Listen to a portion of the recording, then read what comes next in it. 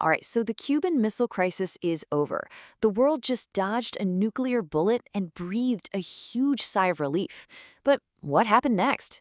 If you're gearing up for your IGCSEs, this is the perfect explainer to nail down the consequences of those 13 days. Let's dive in.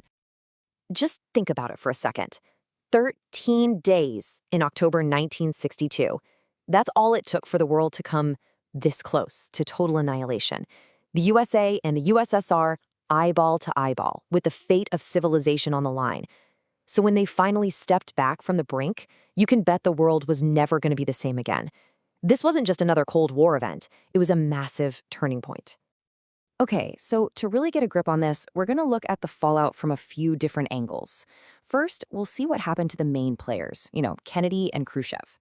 Then, we'll zoom out and see how this whole thing changed the game for the superpowers. We'll also check out the ripple effects around the world, and finally, wrap up with the really important lessons humanity learned about, well, not blowing ourselves up. All right, first up, the leaders. Let's talk about the two guys right in the eye of the hurricane, President John F. Kennedy and Premier Nikita Khrushchev. How did this whole ordeal end up defining their legacies?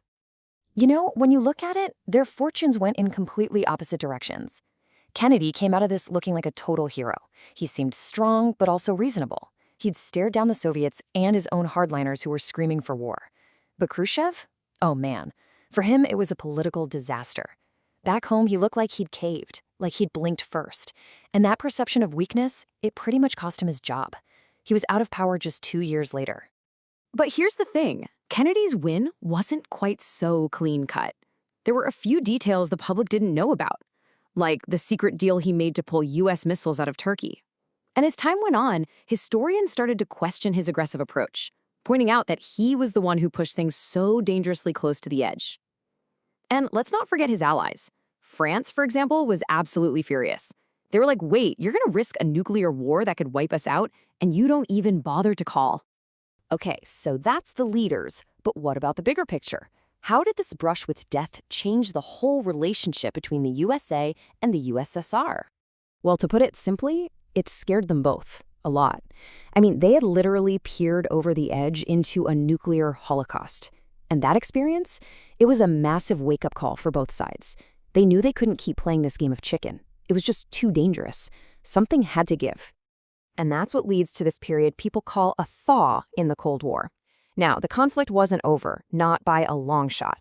But both superpowers made a conscious decision to, take a step back from the edge. They started looking for ways to avoid direct fights and, really importantly, to make sure they could actually talk to each other if things got hairy again. So, this wasn't just a story about Moscow and Washington. The whole world was holding its breath. What kind of ripple effects did this crisis send out across the globe? Well, let's start with Cuba itself.